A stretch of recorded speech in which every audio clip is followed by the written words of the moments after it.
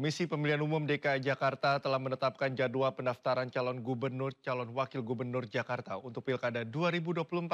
Pendaftaran dibuka selama 3 hari mulai Selasa besok.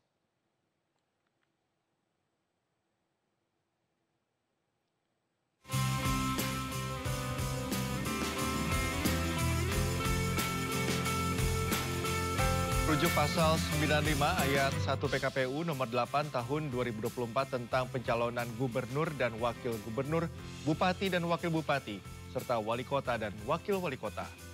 Pada 27 dan 28 Agustus pendaftaran dibuka dari pukul 8 pagi hingga pukul 4 sore. Sementara pada 29 Agustus atau hari terakhir, pendaftaran dibuka mulai pukul 8 pagi hingga pukul 23:59 malam. Sementara untuk batas usia calon gubernur dan wakil gubernur minimal 30 tahun dan calon bupati dan calon wakil bupati minimal 25 tahun.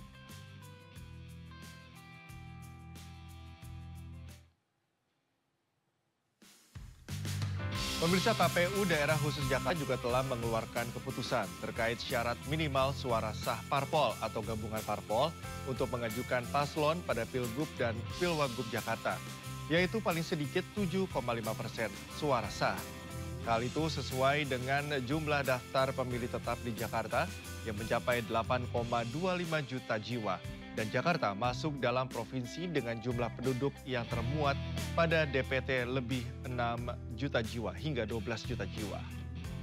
Dari syarat KPU ada 8 parpol yang melampaui ambang batas sebesar 7,5% untuk mengusung paslon sendiri di Pilkada Jakarta. Di antaranya Partai Keadilan Sejahtera, PDI Perjuangan, dan Gerindra hingga Nasdem.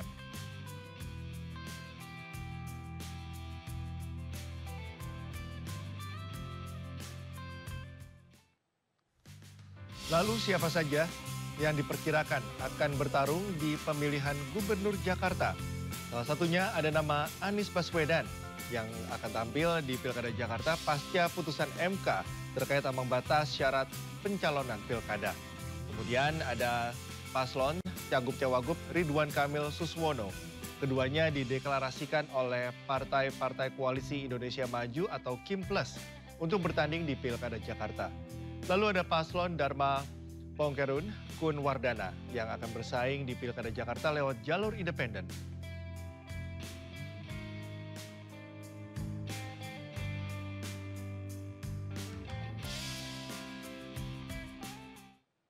Pemirsa, Komisi 2 DPR kembali menggelar rapat untuk mendalami PKPU Pilkada 2024. Dan untuk mengetahui jalannya rapat Komisi 2, kita bergabung dengan rekan Jen Cahyani di Gedung DPR RI Jakarta. Jen, poin PKPU apa saja yang akan didalami Komisi 2 hari ini? Baik Cikal dan juga pemirsa, untuk RDP atau Rapat Dengar Pendapat hari ini Komisi 2 bersama dengan KPU dan Bawaslu juga DKPP baru saja berlangsung. Dan poin-poin yang nantinya akan dibahas di dalam RDP kali ini lebih kepada bagaimana pengawasan, kemudian bagaimana teknis dan aturan-aturan saat nantinya pilkada akan dilaksanakan. Sebelum itu, Cikal dan juga pemirsa, tadi sempat juga ada pernyataan dari Ketua Balik DPR RI Wihadi Wianto yang mengatakan bahwa Balik sendiri membatalkan keputusan yang sudah dibuatnya 1 hari setelah putusan Mahkamah Konstitusi yakni nomor 60 dan 70 dibuat, yakni di mana Mahkamah Konstitusi memutuskan bahwa untuk ambang batas pilkada ini untuk partai politik tidak 20% atau 25% kursi DPRD namun turun menjadi 7,5%, dan juga untuk nomor 70 ini bagaimana batas usia calon gubernur dan wakil gubernur menjadi berlaku di saat mereka ditetapkan menjadi calon gubernur atau wakil gubernur yang kemudian oleh Balik DPR RI dibatalkan atau diabaikan. Namun hari ini dari Balik DPR RI sendiri tidak jadi memberlakukan keputusan tersebut dan tetap menggunakan putusan Mahkamah Konstitusi nomor 60 dan juga 70 terkait ambang batas pencalonan pilkada dan juga batas usia. Kemudian Selain itu, memang tadi malam dari pihak DPR RI juga sudah memutuskan bahwa dari DPR akan memberlakukan putusan Mahkamah Konstitusi tersebut nomor 60 dan 70 terkait ambang batas pencalonan pilkada dan juga batas usia yang kemudian pada hari ini, pagi ini dan saat ini masih berlangsung. Ada RDP atau rapat dengar pendapat Komisi 2 DPR RI bersama KPU, Bawaslu dan juga DKPP terkait pembahasan rancangan peraturan KPU, peraturan Bawaslu terkait nantinya pilkada berjalan mulai dari kampanye hingga pemilihan pada November nanti. Nanti tentu saja akan kami laporkan apa saja hasil dari RDP pada pagi ini yang dilaksanakan oleh Komisi 2 DPR RI dan juga KPU, Bawaslu juga DKPP. Cikal. Baik, terima kasih Jen atas laporannya. Kami nantikan perkembangan selanjutnya. Selamat bertugas kembali. Pemirsa, Anies Baswedan masih menunggu restu dari Ketua Umum PDIP Megawati Soekarno Putri untuk dapat mengusungnya di Pilkada Jakarta 2024. Usai mengunjungi kantor DPD PDIP, Anies juga mendatangi posko pemenangan Partai Buruh dan kantor DPD Hanura, Jakarta. Anies Baswedan kembali memiliki kesempatan untuk mendaftar menjadi calon kepala daerah pada Pilkada Jakarta 2024 setelah revisi Undang-Undang Pilkada batal disahkan.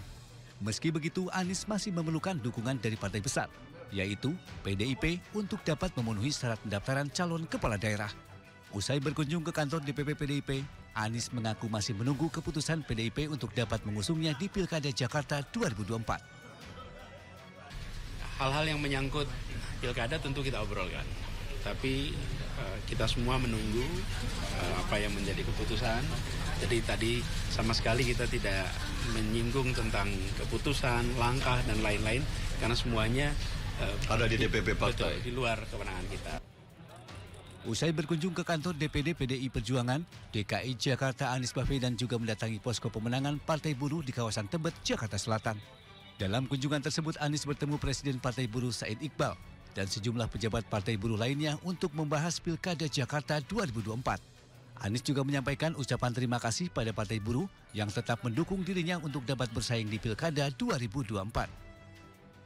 Lawatan Anies Baswedan masih dilanjutkan ke kantor DPD Hanura DKI Jakarta.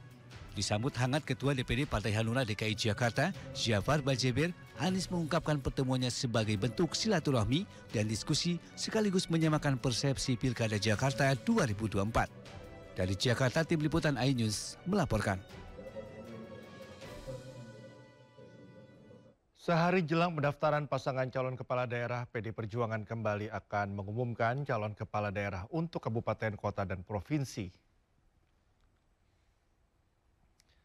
Ketua Umum PDIP Megawati Soekarno Putri dijadwalkan mengumumkan langsung calon kepala daerah dari PDIP gelombang ketiga pada Senin siang. Yang paling dinanti-nanti publik saat ini adalah apakah PDIP jadi mengusung Anies Baswedan sebagai bakal calon gubernur Jakarta dari PDIP. Tanda-tanda merapatnya mantan gubernur DKI Jakarta ini ke PDIP menguat setelah akhir pekan kemarin Anies berkunjung ke kantor DPD PDIP Jakarta.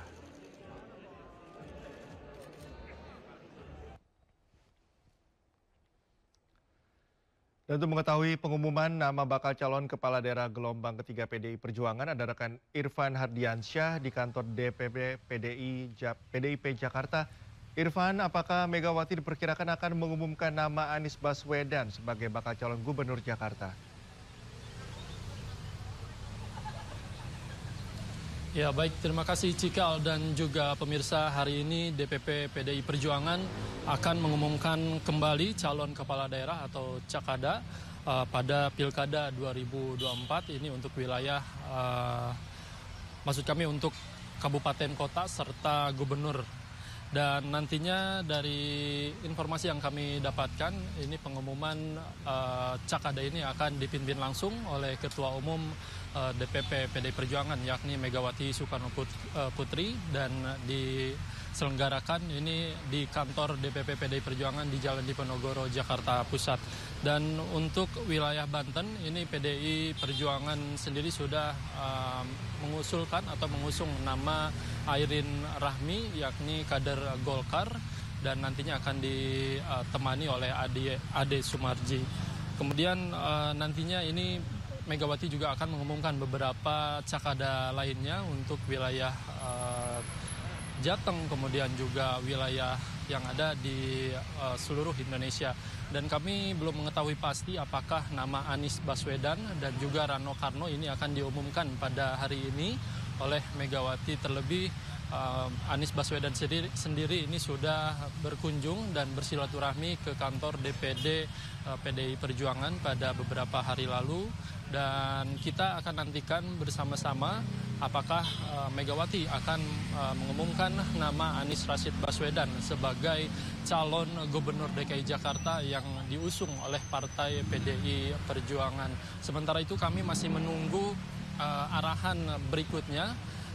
Kami para awak media masih menunggu di luar kantor PDI Perjuangan di Jalan Diponegoro ini karena memang untuk agenda pengumuman bakal calon kepala daerah yang akan diusung PDI ini akan diselenggarakan pada pukul 12.30 waktu Indonesia bagian Barat.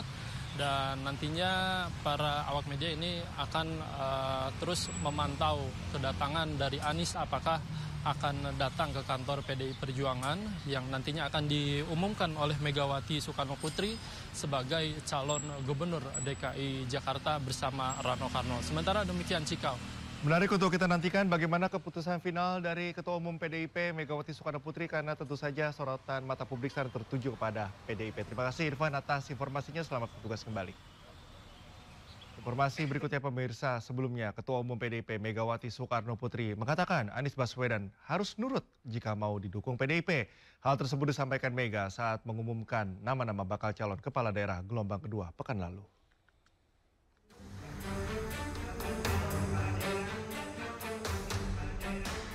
PDI Perjuangan mengumumkan 169 bakal calon kepala daerah di kantor DPP PDIP Jakarta. 6 paket bakal calon gubernur dan wakilnya, 151 paket bakal calon bupati dan wakilnya, dan 12 paket bakal calon wali kota dan wakilnya. Namun PDIP tidak mengumumkan nama Anies Baswedan sebagai bakal calon gubernur Jakarta. Secara tegas, Ketua Umum PDIP Megawati Soekarno Putri mengingatkan, jika mau didukung oleh PDI Perjuangan di Pilkada Jakarta harus menurut.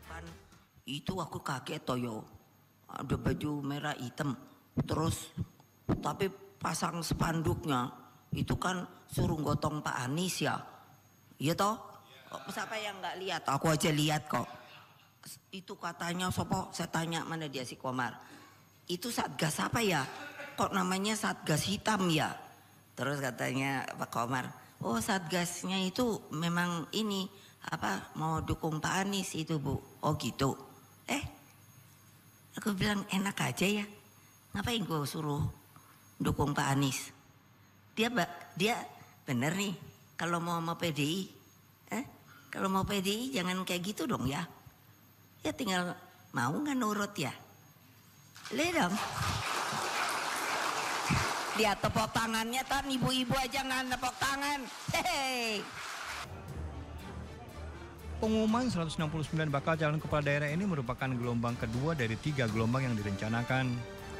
Usai keluarnya putusan Mahkamah Konstitusi, Anies Baswedan telah diusung oleh Partai Buruh sebagai bakal calon gubernur Jakarta. Dari Jakarta, Elsa Casey, Dipo Andi Muharram melaporkan.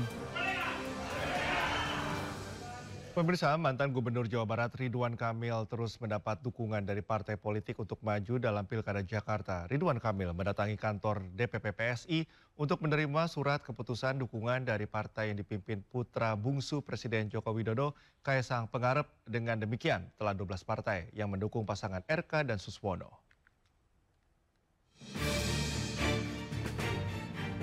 Pasangan Ridwan Kamil Suswono resmi mendapat dukungan dari Partai Solidaritas Indonesia atau PSI. Surat rekomendasi dukungan RK dan Suswono untuk maju dalam kontestasi Pilkada Jakarta diberikan Sekjen PSI Raja Juli Antoni di kantor DPP PSI di Jakarta. RK mengaku senang akhirnya secara resmi PSI memberikan dukungannya setelah sebelumnya PSI telah berulang kali menyampaikan rencana dukungan. Simbolis sekarang bersama Pak Suswono hadir di sini dan kami juga sudah menyimak sepak terjang dan mindset, semangat dari anggota DPRD dari PSI selama ini. Sehingga harapannya dengan kita berkoalisi, hal-hal yang kurang di masa lalu kita sempurnakan, sehingga kita fokus melakukan lompatan-lompatan. Ya, ini satu dokumen paling penting dari tahapan pilkada, di mana dengan dokumen inilah secara resmi nanti seseorang atau kandidat, dalam hal ini Bang Emil dan Pak Suswono, dapat mendaftarkan diri menjadi calon di pemilihan di Pilgub yang akan kita selenggarakan. Selain PSI, pasangan RK dan Suswono telah menerima dukungan dari partai-partai di koalisi Indonesia Maju KIM dan beberapa partai lain seperti Perindo, P3, PKS, dan Nasdem. Total ada 12 partai yang menghadiri acara deklarasi dukungan terhadap RK dan Suswono beberapa hari lalu di Jakarta.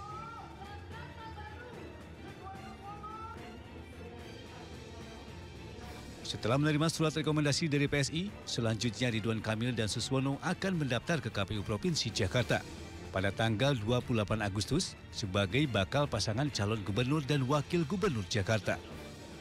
Dari Jakarta, Hamzah Hasibuan, Irian Sahwayudi, iNews melaporkan.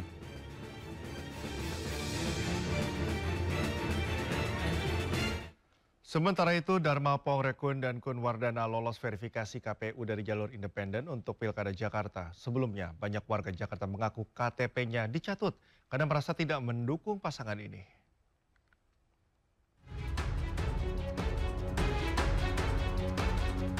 Pasangan Dharma Pongrekun dan Kun Wardana dipastikan akan bertarung melawan Ridwan Kamil di Pilgub Jakarta. Keduanya telah memenuhi syarat untuk maju sebagai calon independen. Seluruh berkas dukungan dianggap memenuhi syarat, yaitu sekitar 677.000 dukungan dari masyarakat. Keduanya akan ditetapkan pada 19 Agustus nanti dan diminta mendaftar pada 25 Agustus 2024. Tinggal mendaftar di tanggal 27 sampai 29, nanti satu tahap lagi tanggal 19 kami akan umumkan penetapan pemenuhan syarat dukungan untuk calon perseorangan. Seperti itu. Majunya pasangan independen ini sempat memunculkan isu pasangan boneka. Tudingan ini langsung dibantah keduanya. Mereka pastikan proses pencalonannya telah melalui prosedur.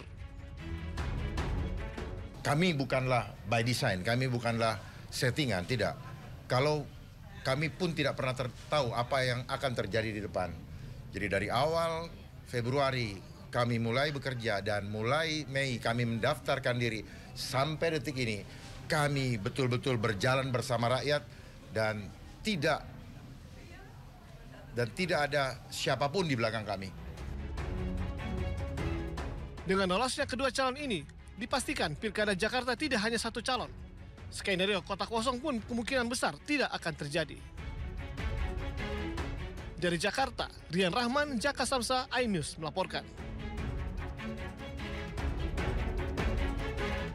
Ketua Umum Partai Solidaritas Indonesia, Kaisang Pangarep, dipastikan tidak akan mendaftar sebagai calon kepala daerah setelah revisi Undang-Undang Pilkada batal disahkan. Sebagai gantinya, PSI akan mendukung pasangan Ahmad Lutfi Tachiasin pada Pilgub Jawa Tengah. Revisi Undang-Undang Pilkada yang batal disahkan oleh DPR membuat Ketua Umum Partai Solidaritas Indonesia sekaligus putra Presiden Jokowi, Kaisang Pangarep, gagal untuk mendaftar pada Pilkada 2024. Hal ini dikarenakan Ketua Umum PSI itu tidak memenuhi syarat batas usia calon kepala daerah yang dihitung pada saat penetapan pasangan calon kepala daerah oleh KPU, sesuai dengan putusan yang dikeluarkan oleh Mahkamah Konstitusi. PSI sebagai partai yang sebelumnya akan mengusung Kaisang di Pilkada Jawa Tengah menyebut bahwa partai mereka akan mendukung pasangan Ahmad Lutfi dan Tachiasin sebagai calon gubernur dan wakil gubernur Jawa Tengah pada Pilkada 2024. Dengan lahirnya keputusan MK, Mas Kaisang tidak akan maju lagi, ya, tidak akan maju menjadi dalam kontestasi Pilkada ya, di 2024 ini. Jadi clear ya, sekali lagi saya tegaskan bahwa Mas Kaisang ya dengan keputusan MK itu tidak akan maju lagi menjadi calon pilkada dimanapun.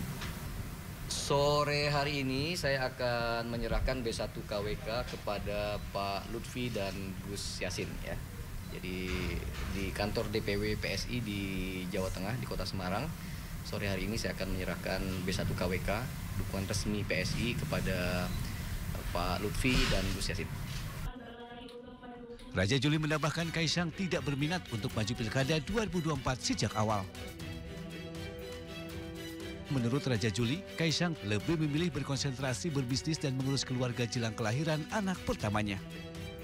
Dari Jakarta, Hamzah Hasibuan, Irian Sahwayudi, iNews melaporkan. Pemirsa, Partai Perindo memberikan surat rekomendasi dukungan kepada Gabriel Asem untuk maju dalam pemilihan Gubernur Provinsi Papua Barat Daya. Partai Perindo berharap Gabriel Asem yang merupakan kadernya sendiri dapat membawa Provinsi Papua Barat Daya maju dan sejahtera.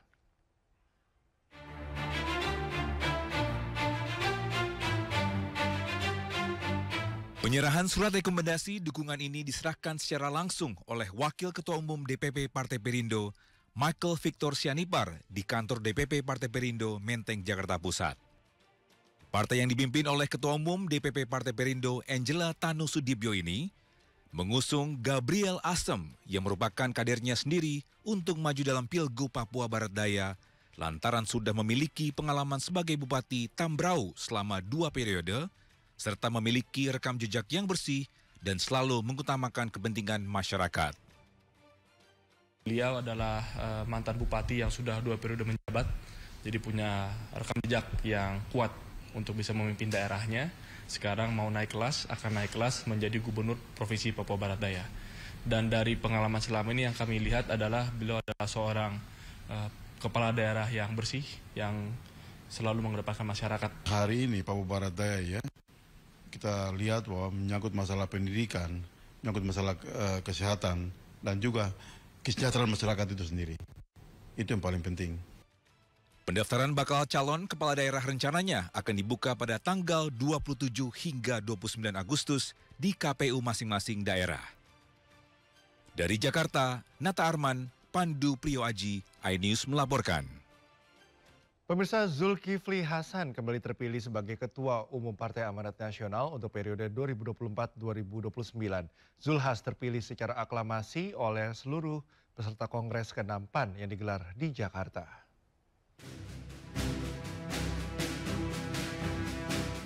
Ketua Umum PAN Zulkifli Hasan kembali terpilih sebagai Ketua Umum PAN untuk periode 5 tahun ke depan. Menteri Perdagangan RI ini ditetapkan sebagai Ketum PAN periode 2024-2029 melalui sidang pleno yang dilaksanakan dalam Kongres ke-6 PAN yang digelar di Grand Ballroom Kempinski, Jakarta. Terpilih sebagai Ketua Umum secara aklamasi, Zulhas disetujui seluruh peserta Kongres PAN dari 38 DPW dan 514 DPD. Ya tentu kita kan sekarang ini lagi pilkada ya. Pilkada nanti Kim plus itu fokus utama kita agar di mana-mana bisa kita memenangkan pilkada ini. Sebelumnya, Zulkifli Hasan juga menjabat sebagai Ketua Umum PAN periode 2015-2019 dan 2019-2024. Selain itu, Kongres PAN juga menetapkan Hatta Rajasa sebagai Ketua Majelis Penasihat PAN. Posisi tersebut sebelumnya juga telah dijabat oleh Hatta Rajasa. Dari Jakarta, Irfan Hardiansyah, Seto Pratomo, iNews melaporkan. Sementara itu, Muhaimin Iskandar kembali terpilih secara aklamasi menjadi Ketua Umum Partai Kebangkitan Bangsa periode 2024-2029. Dalam muktamar ke-6 PKB yang diselenggarakan di Nusa Dua, Bali, Wakil Presiden Ma'ruf Amin juga terpilih menjadi Ketua Dewan Syuro PKB.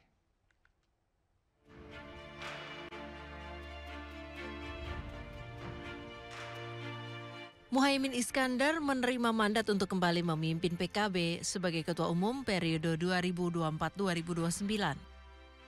Muhaimin ditetapkan sebagai Ketua Umum berdasarkan sidang pleno keempat Muktamar PKB ke-6 dan disetujui seluruh DPW PKB di 38 provinsi di Indonesia. Caimin dinilai mampu meningkatkan kualitas PKB berdasarkan perolehan kursi baik di tingkat kota, provinsi maupun nasional. Selain pemilihan Ketua Umum, Muktamar PKB juga menunjuk Wakil Presiden Ma'ruf Amin sebagai Ketua Dewan Syuro DPP PKB. Iya, Pak Kiai Ma'ruf Amin mengajak untuk benar-benar konsisten di dalam berjuang. Dan saya senang, bangga, bersyukur Kiai Ma'ruf Amin ditunjuk oleh para kiai-kiai untuk menjadi Ketua Dewan Syuro, sekaligus bersedia untuk bersama-sama menguatkan DPP PKB. Muktamar PKB ke-6 ditutup Wakil Presiden Ma'ruf Amin sekaligus menerima penetapan dirinya sebagai Ketua Dewan Syuro PKB. Sejumlah rekomendasi dan sikap politik turut disampaikan PKB melalui forum tertinggi PKB ini. Dari Jakarta, Galuh Pandu, Muhammad Firmansyah, iNews melaporkan.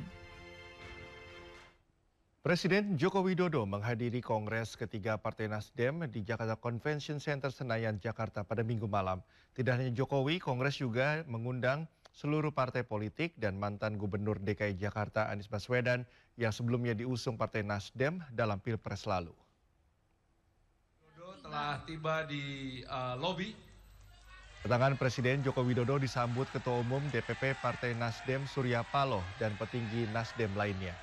Selain mengundang Presiden, Kongres ketiga Partai Nasdem yang berlangsung 25 hingga 27 Agustus juga mengundang Presiden terpilih Prabowo Subianto yang dijadwalkan menutup Kongres. Kongres dengan tema Sinergi Membangun Bangsa juga mengundang seluruh partai politik serta mantan Gubernur DKI Jakarta Anies Baswedan karena menjadi momentum rekonsiliasi.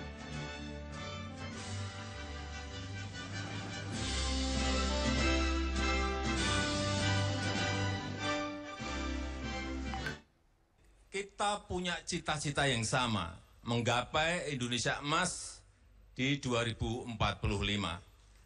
Tapi perihal bagaimana mencapainya, memang kita kadang-kadang memiliki jalan yang berbeda. Sementara itu, Ketua Umum Partai Gerindra sekaligus Presiden terpilih Prabowo Subianto menampik kabar keretakan hubungannya dengan Presiden Joko Widodo. Menurut Prabowo, isu itu dibuat sebagai upaya adu domba.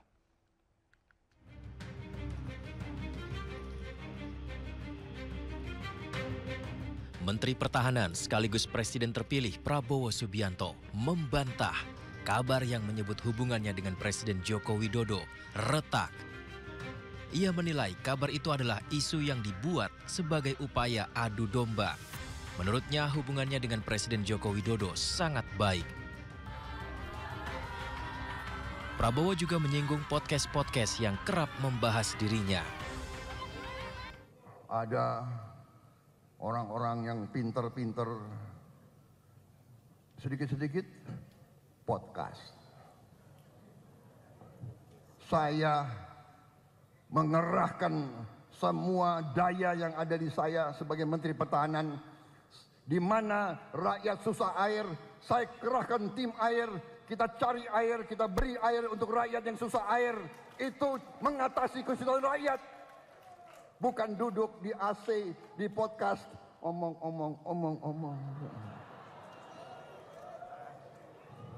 Oh, Pak Prabowo begini, Pak Prabowo begitu. Ternyata Prabowo dan Jokowi sudah retak. Retak di mana retak? Selalu mau adu domba, selalu adu domba. Ya. Kita, tapi itu yang ini ya, bagian ini ya, sudah selesai ya. Nah, sekarang bagian yang menggembirakan. Sebelumnya, kabar keretakan hubungan Prabowo dengan Jokowi berembus pasca Pilpres 2024. Warganet mengaitkannya dengan beberapa potongan video yang beredar dengan narasi negatif hubungan Prabowo dan Jokowi. Tim Liputan iNews melaporkan.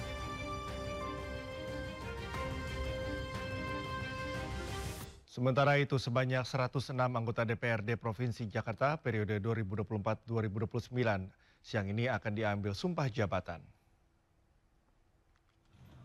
Pelantikan anggota DPRD Jakarta akan digelar di gedung DPRD Provinsi Jakarta mengingat masa tugas anggota Dewan periode 2019-2024 telah berakhir pada 25 Agustus. Pelantikan akan beragendakan pengucapan sumpah dan janji anggota DPRD Jakarta untuk masa jabatan 2024 hingga 2029. Selain itu, dalam rapat paripurna hari ini juga akan dilakukan penyerahan palu dan buku memoir kepada pimpinan sementara.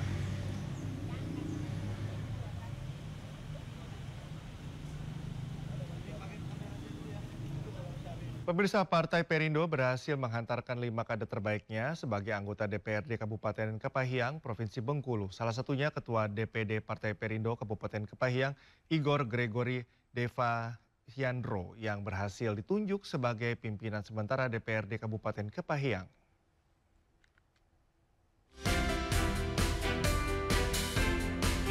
Sebanyak 25 anggota DPRD terpilih periode masa jabatan 2024-2029 di Kabupaten Kepahiang, Provinsi Bengkulu resmi dilantik.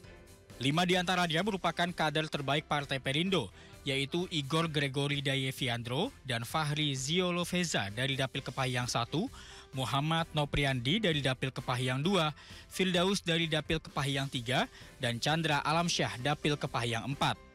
Pada pelantikan ini, Ketua DPD Partai Perindo Kabupaten Kepahiang yang juga Ketua DPP Partai Perindo Bidang Ekonomi Kreatif, Igor Gregory Devahyandro, ditunjuk sebagai pimpinan sementara DPRD Kabupaten Kepahiang berdasarkan putusan yang dibacakan Sekretaris DPRD dalam rapat paripurna DPRD Kabupaten Kepahiang. Gregory Devahyandro merupakan salah satu kader berprestasi yang meraih suara individu dan partai terbanyak dari partai yang dipimpin Ketua Umum DPP Partai Perindo Angela Tanusdibio. Igor memiliki pengalaman di sejumlah organisasi seperti anggota DPP AMPI Pusat Bidang Ekonomi Kreatif, Ketua Harian DPD Bapera Kepahiang, dan Ketua DPD KNPI. Visinya untuk menyiapkan lembaga legislatif yang konstruktif, yang inovatif, dan representatif. Jelas misi-misi kita dengan cara melibatkan masyarakat lebih dalam lagi, dengan lebih keterbukaan lagi, untuk penyiapan atau perencanaan peraturan-peraturan daerah ke depannya. DPRD Kabupaten Kepahiang memiliki 25 anggota legislatif, di mana 1 kursi dari PKB dan PKS, 2 kursi dari Demokrat, 3 kursi dari Gerindra dan PD Perjuangan, dan 5 kursi dari Partai Perindo, Partai Golkar, dan Nasdem. Dari Kabupaten Kepahiang Bengkulu, Widodo Waluyo, iNews melaporkan. KPU menetapkan perolehan kursi DPR RI dan calon terpilih anggota DPR hasil pemilu legislatif 2024 sesuai dengan putusan MK terkait gugatan hasil Pileg.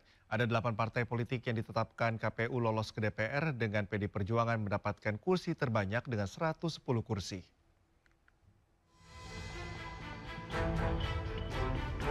Penetapan 8 partai politik lolos ke DPR serta 580 anggota DPR terpilih dilakukan KPU dalam rapat pleno yang berlangsung di kantor KPU Jakarta. Penetapan dilakukan setelah Mahkamah Konstitusi menyelesaikan seluruh sidang sengketa hasil pemilihan legislatif 2024. Dari 18 partai politik peserta Pileg, sebanyak 8 partai politik dinyatakan KPU memenuhi ambang batas perolehan suara pemilih nasional sebanyak 4% sehingga lolos ke parlemen. Dari ke-8 partai politik tersebut, KPU menetapkan pula sebanyak 580 calon legislatif terpilih yang lolos ke Senayan. Dari hasil rekapitulasi, PDI Perjuangan mendapatkan 110 kursi. Partai Golkar 102 kursi, Partai Gerindra 86 kursi, Partai Nasdem 69 kursi, PKB 68 kursi, PKS 53 kursi, dan PAN 48 kursi. Dan terakhir, Partai Demokrat 44 kursi. Kita baru saja menggelar rapat pleno terbuka terkait penetapan kursi calon terpilih untuk DPR RI dan DPD RI. Alhamdulillah dengan demikian semua proses rangkaian pemilu legislatif DPD juga sudah selesai. Kita tetapkan kursinya, kita tetapkan calon terpilihnya, sehingga tahapan selanjutnya tinggal pelantikan. Sesuai peraturan KPU nomor 3 tahun 2022, pelantikan anggota DPR RI periode 2024-2029 akan dilakukan pada tanggal 1 Oktober 2024. Sedangkan pelantikan presiden dan wakil presiden terpilih akan dilakukan pada 20 Oktober 2024. Dari Jakarta, Ayanupus Nadifah, iNews melaporkan.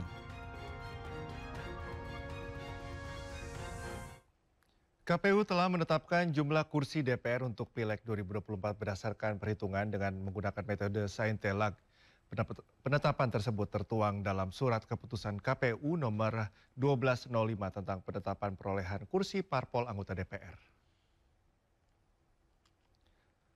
Pemirsa, perolehan kursi parpol anggota DPR RI 2024-2029 di posisi pertama PDI Perjuangan dengan 110 kursi. Menyusul di posisi kedua Partai Golkar dengan 102 kursi, kemudian posisi ketiga Partai Gerindra dengan 86 kursi. Sementara Ketua KPU Muhammad Afiduddin menjelaskan suara sah Pileg 2024 secara nasional sebanyak 151.793.293.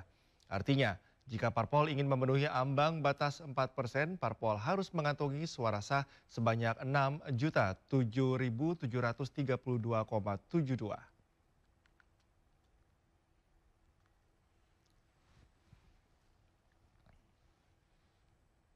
Dan melakukan atraksi yang mencengangkan.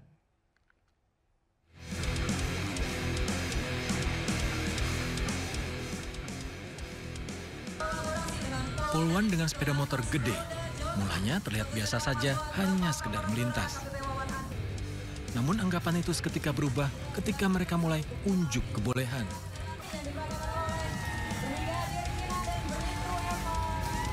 Satu persatu personel polisi wanita menunjukkan kepiawaian mengendalikan sepeda motor gede kepolisian.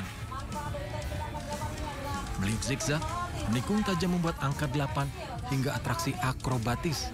Semua dilakukan mulus tanpa kesalahan.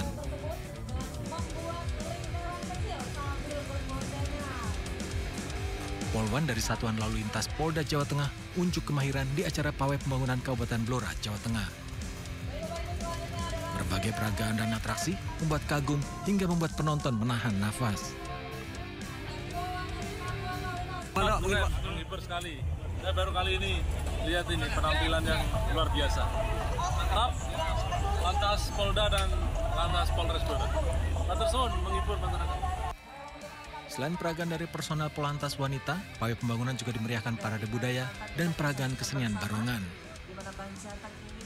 Pawai Pembangunan ini digelar untuk memeriahkan peringatan 79 tahun kemerdekaan Indonesia. Dari Blora, Jawa Tengah, Heri Purnomo, iNews melaporkan.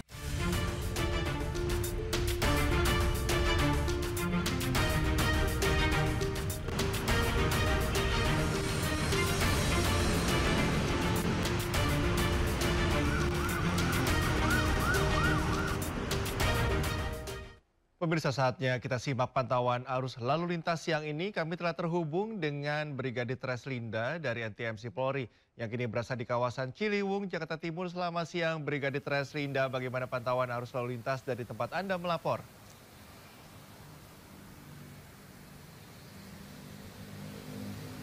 Ya baik, selamat siang Cikal. Dapat saya laporkan langsung dari kawasan Ciliwung, Jakarta Timur saat ini.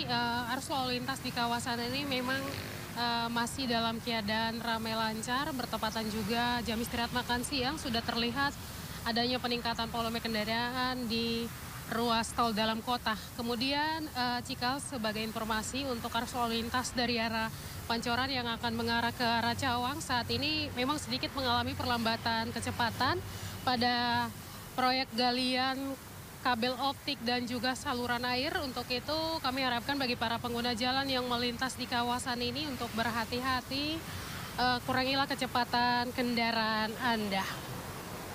Kemudian untuk arus lalu lintas dari arah Cawang yang akan mengarah ke arah Pancoran melalui Jalan MT Haryono ini dalam keadaan ramai lancar dengan dominasi kendaraan roda 4. Dan meskipun lalu lintasnya lancar, kami harapkan bagi pengendara roda 2 untuk tidak menggunakan jalur busway karena hal ini sangat menentukan terjadinya perlambatan kecepatan kendaraan di jalan ataupun kemacetan yang akan terjadi. Kemudian Cikal, sebagai informasi juga untuk mempermudah forensik kepolisian dalam kasus laka lantas, kami harapkan para pemilik Ranmor untuk memverifikasi kesesuaian isi fisik dan dokumen regiden Ranmor pada saat melakukan perubahan warna. Hal ini berkaitan erat dengan surat kendaraan yang merupakan bukti registrasi yang sah dalam Undang-Undang Nomor 22 Tahun 2009 tentang lalu lintas dan angkutan jalan. Pada pasal 64 dijelaskan setiap kendaraan wajib diregistrasikan. Dan hal ini kami harap pemirsa dapat melaporkan di kantor Samsat terdekat untuk terdaftar dan dijelaskan melalui surat tanda nomor kendaraan dan juga BPKB yang saudara miliki. Untuk itu penting sekali Anda melakukan perubahan ganti warna, dilaporkan kepada pihak kepolisian. Dan juga pemirsa, kami harapkan Anda untuk selalu mematuhi rambu lalu lintas serta marka jalan yang ada. Hal ini untuk mencegah terjadinya kecelakaan lalu lintas dan mengurangi fatalitas korban laka lantas. Untuk mengupdate informasi-informasi seputar arus lalu lintas terkini, kami siap melayani Anda di 1500669 atau melalui SMS Center kami di 9119. Cikal kembali ke Anda, silakan. Ya baik, terima kasih Brigadir Treslinda atas laporannya dari kawasan Cawang, Jakarta Timur. Selamat bertugas kembali dan salam presisi.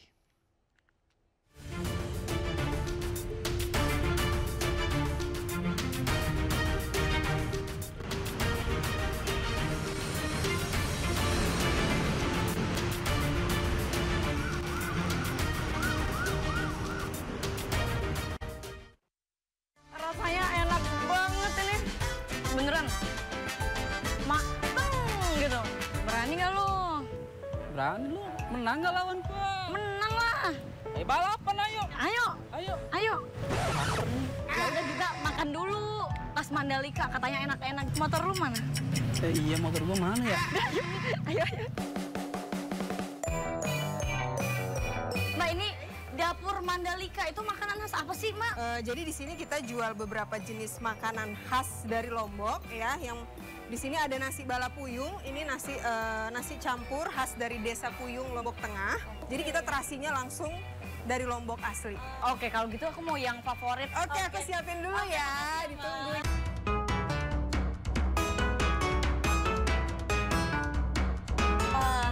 Jalan-jalan ke sirkuit balap. Cakep. Mantap. Makanan saya udah siap. Kayaknya kita harus makan yang ini kayaknya ya. Di daun pisangin dulu. Pedes banget Bang. Tapi pedesnya tuh bikin nagih gitu. Wah, ini seger banget rasanya. Mateng gitu. Di nasi ayam buyung ini rasa gurihnya ada, pedesnya juga ada, terus rasa asinnya itu juga ada. Nah, kalau ini nasi ayam beberuk, sambalnya tomat, lebih seger, nggak terlalu pedes. Ini kulit khas Lombok katanya.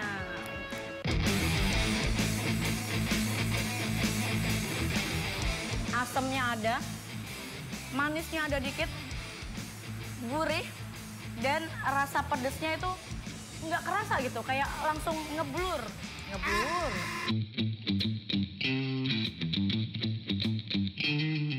Lanjut, kita makan nasi ayam merumpak komplit. Kelihatan nggak ayamnya di mana BTW? Soalnya mau ngasih tahu kalau ayamnya ini diselimutin sama sambal merah. Ini namanya sambal rumpak khas Lombok.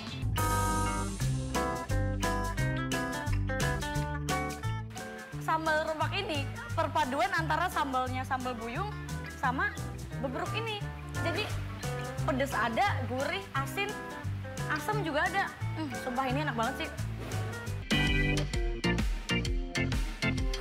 Apalagi daging ayamnya tuh empuk-empuk banget. Tulangnya aja udah copot.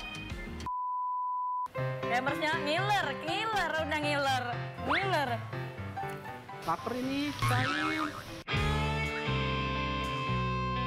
Yang mau datang, mau nyoba, langsung aja datang ke resto khas Lombok ini yang ada di daerah Cikini, Jakarta Pusat. Dari Jakarta, Giseliana Rahma, Laksana, dan Ade Supriyatna. Sampai jumpa, bye! Ya, selanjutnya bagi Anda pecinta mie Aceh, harus coba mie Aceh dengan varian berbeda, yakni bertopping ikan marlin. Tambahan topping ikan marlin dapat menambah cita rasa gurih serta nilai bergizi yang tinggi.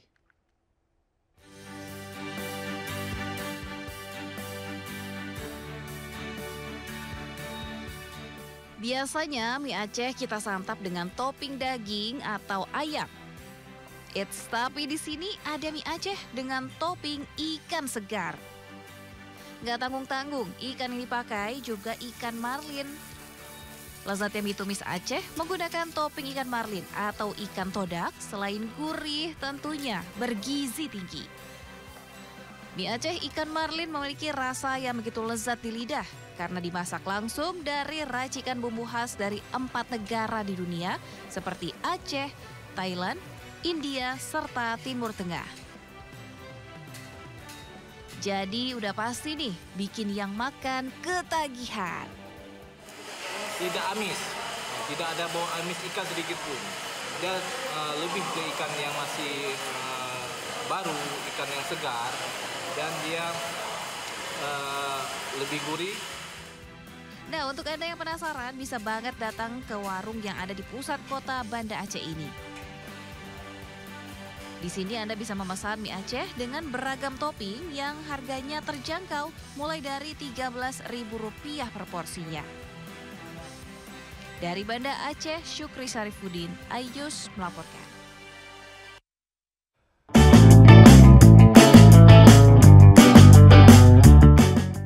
Pemirsa, bagi Anda yang gemar berwisata di alam bebas, Pantai Karang Nyimbor di pesisir barat Lampung bisa menjadi destinasi wisata untuk berlibur. Ketinggian ombak yang mencapai 6 meter cocok untuk memuaskan hasrat para peselancar.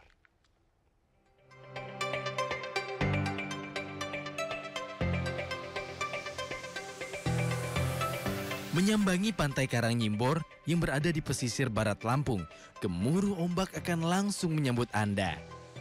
Meski tidak sepopuler pantai lainnya yang ada di pesisir barat Lampung, namun panorama pantai ini tidak kalah indah karena menyuguhkan pemandangan hamparan luas Samudra Hindia. Ombak di pantai ini memiliki ketinggian mencapai 5-6 meter sehingga cocok untuk memuaskan hasrat berselancar khususnya para surfer mania. Bahkan tidak jarang ombak dengan karakter pipeline pun sering muncul di pantai ini. Bagi Anda yang tidak ingin berselancar, maka bisa menikmati pemandangan laut dengan ombak birunya yang menawan. Anda juga dapat bermain pasir atau sekedar berjalan-jalan di pinggir pantai. Dari lingkungannya juga bersih, terus di sekitar pantainya juga nggak ngelihat ada sampah sih, bersih.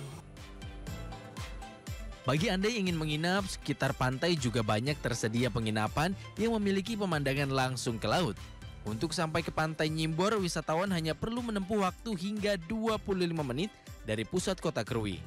Anda juga tidak perlu khawatir karena pantai ini bisa diakses gratis alias tidak ada tiket masuk, namun hanya perlu membayar biaya parkir kendaraan. Dari pesisir barat Lampung, Enrico Ngantung, iNews melaporkan. Informasi tadi menutup Sindo siang hari ini. Jangan lupa Anda bisa mendapatkan informasi terkini dan terbaru melalui portal yang menghadirkan berita daerah, berita nasional, dan berita internasional. Lengkap di inews.id. Saya Cika Multaza, mewakili tim redaksi yang bertugas. Pamit undur diri, terima kasih dan sampai jumpa.